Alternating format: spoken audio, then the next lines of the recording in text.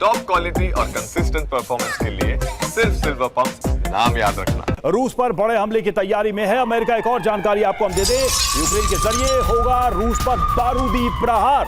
Ukraine को विध्वंसक हथियार देगा अमेरिका और ट्रंप कार्यकाल में पहली बार यूएस हथियार देगा, इस लेवल पर हथियार देगा। तो सवाल यही है कि इस वॉर को और क्या फ्यूल करने वाले हैं ट्रंप, और क्या अब तक जिस तरह की लड़ाई इस पूरे जंग में हमने नहीं देखी थी, अब वो दिखने वाली है ट्रंप के माध्यम से। क्योंकि अगर हथियारों की बड़ी खेप यूक्रेन को जाती है तो ज़ेलेंस्की को तो जो मांगी हुई मुराद है वो पूरी होती दिखाई दे रही है। रूस में तबाही मचाएगा अमेरिका का बारूदी जखीरा, क्योंकि एक बड़ी सप्लाई हो सकती है अमेरिका की तरफ से। क्या है खबर? यूक्रेन को विध्वंसक हथियार देंगे ट्रंप, और ट्रंप कार्यकाल में पहली बार यह फैसला होगा। अब तक बाइडेन के फैसले पर ही अमल होता रहा है, पहली बार ट्रंप हथियार सप्लाई पर हुए हैं सहमत। क्यों हुआ है यह फैसला? तो पुतिन के तेवर नरम नहीं पड़े हैं, जंग को रोकना नहीं चाहता है रूस। यूक्रेन पर रूस के हमले और तेज होंगे। कौन कौन से हथियार यूक्रेन को दिए जाने वाले हैं? Guided multiple rocket launcher system मिलेंगे, 155 mm के विनाशक आर्टिलरी शेल्स मिलेंगे, पैट्रियट डिफेंस सिस्टम पर सस्पेंस अभी भी बरकरार है, जिसकी जरूरत शायद यूक्रेन को सबसे ज्यादा अपने हवाई स्पेस को, एयर स्पेस को सुरक्षित करने के लिए। $300 मिलियन के हथियार यूएस देगा यूक्रेन को, तो बड़ी मदद मिलने वाली है। और यह बात साफ हो गई है कि जंग की आग और भड़कने वाली है। तो सिंह सर, अब शांति की बात पीछे छोड़ देते हैं, ट्रंप युद्ध में एक नए युद्धवीर के अवतार में उतर रहे हैं। क्या जो मदद अब ट्रंप देने वाले हैं ये पूरे यूरोप में इस जंग के रुख को मोड़ सकता है? तब जबकि लड़ते हुए लंबा वक्त हो गया, कई साल बीत गए, लग रहा था यूक्रेन इस युद्ध में अब खत्म होने वाला है, लेकिन अब संजीवनी ट्रंप देने वाले हैं। मेरे को 2-3 पॉइंट बोलने देना रवि।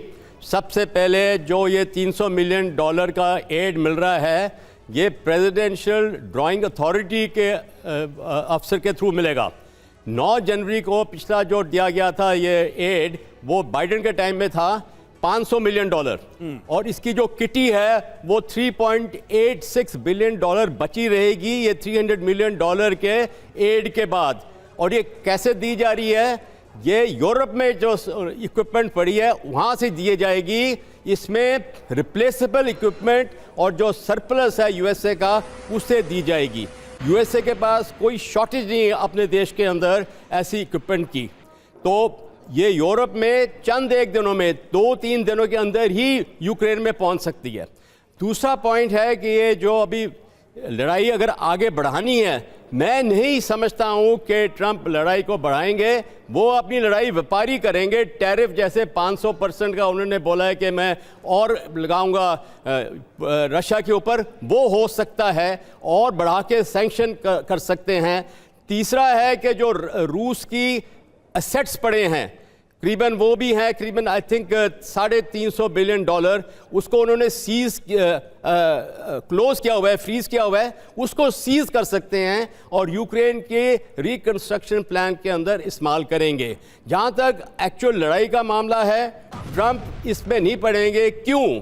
देखो, सबसे ज्यादा खतरा पड़ेगा न्यूक्लियर वॉर का। इसमें पुतिन इस चीज को एक्सेप्ट नहीं करेगा, उसके साथ फिर चीन मिलने का खतरा है। ठीक है। अगला है कि यूएस को, ट्रंप को यूएस कांग्रेशनल अप्रूवल लेना पड़ेगा। ये ईरान नहीं है, ये रूस है, और रूस ने नाटो देशों को अपना असली रवैया बताया हुआ है। सबसे बड़ी ये अगर देखा जाए डोमेस्टिक लेवल पर चैलेंज इसलिए भी है कि ये ट्रंप की जो पॉलिटिकल इलेक्टोरल स्टेटेड लाइन थी, उसके खिलाफ जाकर ये सारी चीजें अब करनी होंगी। तो ऐसे में ये चुनौती भी होगी, सवाल भी होंगे उनके ऊपर।